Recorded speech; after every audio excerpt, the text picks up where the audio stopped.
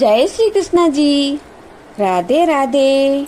आप सबको मेरा ढेर सारा राम राम और प्यार भरा नमस्कार। आज मैं आपको ऊप छठ की कहानी सुना रही हूँ। ऊप छठ की कहानी या चंदन षष्ठी की कहानी एक ही कथा है, तो आप इसे बड़े प्रेम, श्रद्धा और आदर भाव से सुनिए। बोलिए ऊप छठ मैया की जय। चंदन षष्ठी की जय। चंदन षष्ठी की शुरुआत के बारे में हम थोड़ी सी बात करते हैं, उसके बाद हम इसकी कथा करेंगे। शास्त्रों में बताया गया है कि एक दिन माता पार्वती जी ने भगवान भोलेनाथ से पूछा कि भगवान, ऐसा कौन सा व्रत है जिसके करने से सभी महिलाओं को अखंड सौभाग्य प्राप्ति होवे और उनके मन की सभी इच्छाएं पूर्ण होवे। ऐसा सुनकर भगवान भोलेनाथ ने पार्वती जी से कहा कि गौरी, भाद्रपद मास के कृष्ण पक्ष की छठ आए, जिसे मारवाड़ी में ऊप छठ भी कहते हैं, वह चंदन षष्ठी है। उस दिन सभी सुहागिन महिलाएं एवं कुंवारी कन्याएं उस व्रत को करें।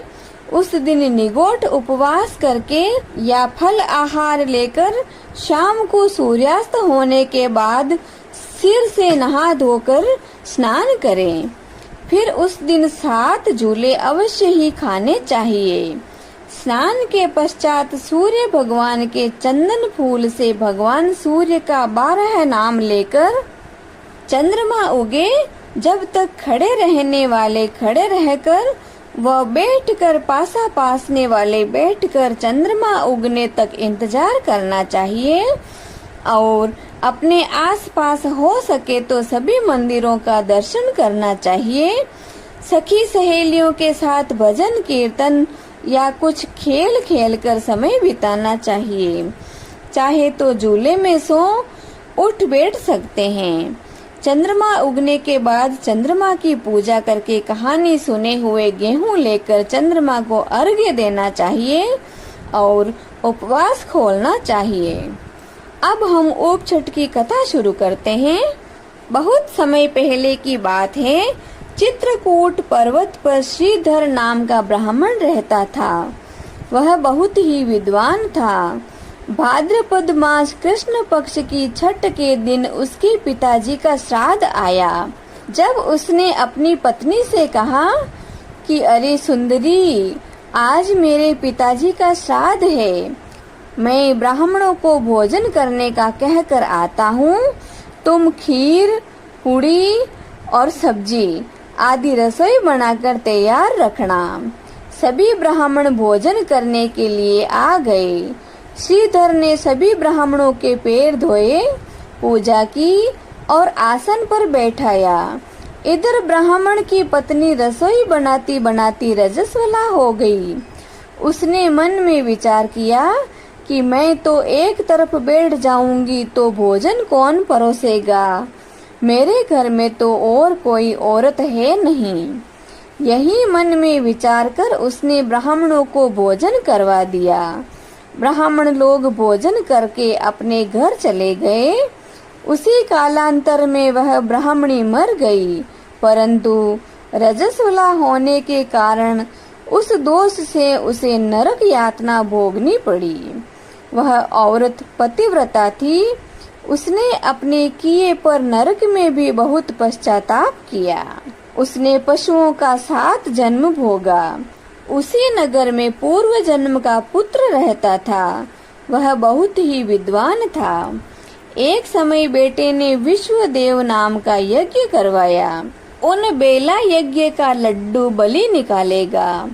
चावल यह चांडाल स्त्री ने खाया, जिससे उसके बेटे ने बहुत ही क्रोधित होकर कहा कि हे चांडालनी, तेरे दर्शन करने से कपड़ा सहित स्नान करनी पड़ेगी और तुमने बलि के चावल के हाथ लगाया।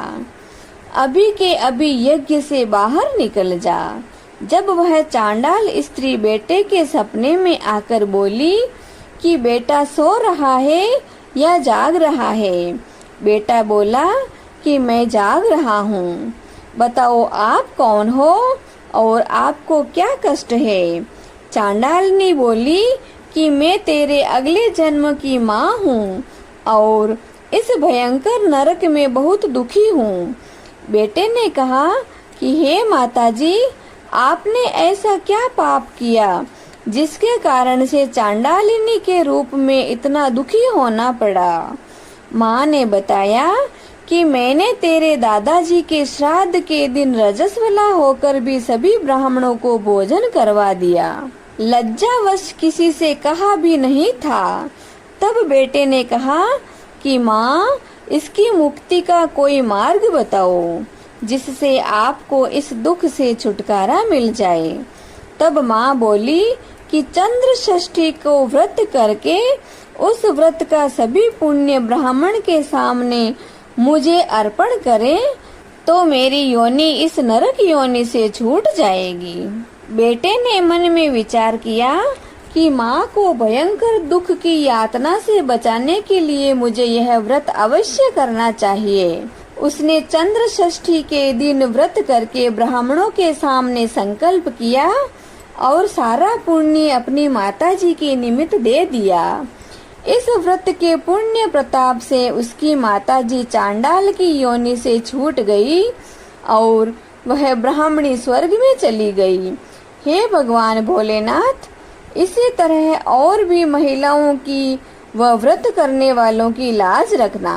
कहानी कहने वाले, सुनने वाले और इसकी हुंकार लगाने वाले सभी को कष्टों से उबारना। बोलिए ऊप छठ मैया की जय, चंद्र षष्ठी की जय। जय श्री कृष्णा जी। राधे राधे।